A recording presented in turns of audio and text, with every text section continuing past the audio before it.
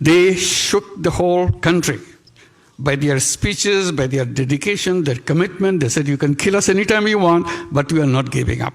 এবার জাতিসংঘের অধিবেশনে তো একদম স্টার ছিলেন ডক্টর মোহাম্মদ ইউনূস। অধিবেশনে 3 সমন্বয়ককে বিশ্ব মঞ্চের সবার সঙ্গে পরিচয় করিয়ে দেওয়া থেকে শুরু করে ইউএস এর প্রেসিডেন্ট জো বাইডেনের সঙ্গে তার যেই সাক্ষাৎকারের মোমেন্টসগুলো ছিল, এগুলো তো ছিল মোস্ট হাইলাইটেড বিষয়। এখন ডক্টর ইউনূস এর আগে থেকেই গ্লোবালি যে ইমেজ ছিল, তাতে করে তাকে যে সবাই এভাবে ওয়েলকাম জানাবে এটা স্বাভাবিক। বাট আসল কথা হলো কাজের কাজটা কি হলো, বাংলাদেশ এই অধিবেশন থেকে কি পেল বাংলাদেশের ক্ষেত্রে।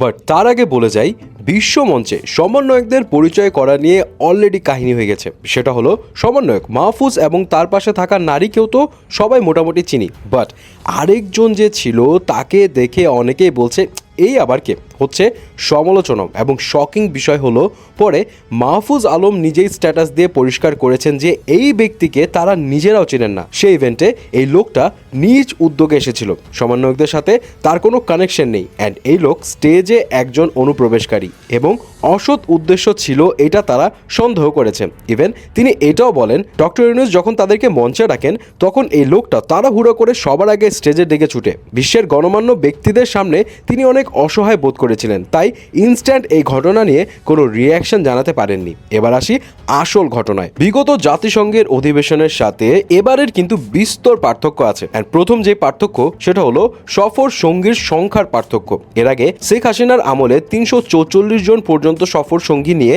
অধিবেশনে যাওয়া হয়েছে। সবচেয়ে কম সংখ্যা যেটা ছিল সেটাও ছিল প্রায় 146 জনের। বাট এবার সিকিউরিটি প্রোটোকল, প্রেস সব মিলে মাত্র 57 জন নিয়ে ডক্টর ইউনূস গিয়েছিলেন সেই অধিবেশনে। এন্ড আরেকটা ঘটনা যেটা ঘটেছে সেটা হলো অধিবেশনের ফাঁকে 24 সেপ্টেম্বর মার্কিন প্রেসিডেন্ট জো বাইডেনের সঙ্গে দ্বিপাক্ষিক বৈঠকে বসেন প্রধান উপদেষ্টা অধ্যাপক ডক্টর মোহাম্মদ ইউনূস। বাংলাদেশের অন্তর্বর্তী সরকারের প্রধান উপদেষ্টা ডক্টর মোহাম্মদ ইউনূসের সঙ্গে তার দেখা হওয়ার বিষয়টি তাৎপর্যপূর্ণ ছিল এই কারণেই যে গত 30 বছরে বাংলাদেশের কোনো রাষ্ট্র বা সরকার প্রধানের সঙ্গে এমন বৈঠক কখনো হয়নি। মার্কিন প্রেসিডেন্ট সাধারণত স্বল্প সময়ের জন্য জাতিসংঘের সাধারণ পরিবেশে যোগ দিতে নিউ ইয়র্কে যান এন্ড কোনো দ্বিপাক্ষিক বৈঠক করেন না। বিশেষজ্ঞরা বলছেন বাংলাদেশের অন্তর্বর্তী সরকারের প্রধান উপদেষ্টা ডক্টর মোহাম্মদ ইউনূস ও মার্কিন প্রেসিডেন্ট জো বাইডেনের সঙ্গে দ্বিপাক্ষিক বৈঠকে বাংলাদেশের অন্তর্বর্তী সরকারের প্রতি যুক্তরাষ্ট্রের সরকারের সমর্থন বিষয়টি স্পষ্ট হয়েছে। এছাড়া রোহিঙ্গা এবং বাংলাদেশে তাদের আশ্রয়দানকারী স্থানীয় জনগোষ্ঠীর জন্য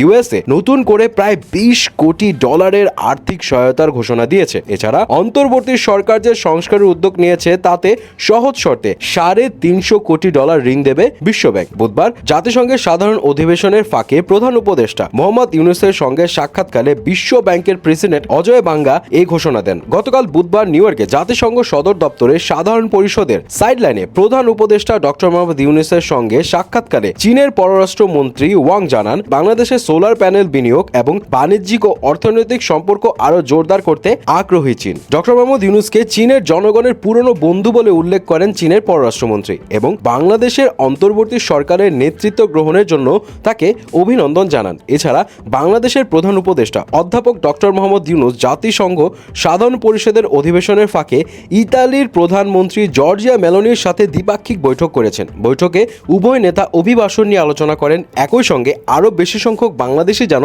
বৈধভাবে ইতালিতে যাওয়ার ও কাজের সুযোগ পায় সেই আহ্বান জানিয়েছেন ডক্টর মোহাম্মদ ইউনূস। সোজা কথায় ডক্টর মোহাম্মদ ইউনূসের জাতিসংঘের এই অধিবেশন যাত্রা একটা পজিটিভ বার্তা নিয়ে আসে বাংলাদেশের জন্য। প্লাস তিনি এমন কিছু করেছেন যেটা আগে কখনো করা হয়নি।